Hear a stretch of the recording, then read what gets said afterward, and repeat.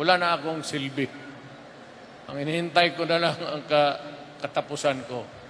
When God will call me to the heaven and alam mo, sa totoo lang, pag ako ang nasa magdating ng impyerno, magkakaroon talaga ang problema si Satanas sa akin. Ano kung bakit?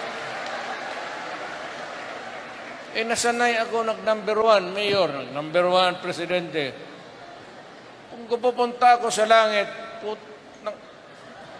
sabihin mo, ano ko? Ultimo lang ako dito, saan yung hipi ninyo? Turo mo, saan si Satanas? Nandoon sa panglimang kanto.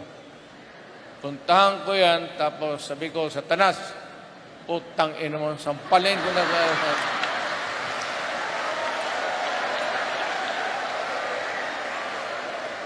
Kaya ang sinabi ko sa mga tauhan ko, pag namatay ako, lagyan mo ako ng gunting sa likod. Yan ang baon kasi pagdating doon, putulin ko yung ikog. Buntot. Buntot. Putulin ko yung buntot na tanginang Satanas. Gawain nating balbakuwa.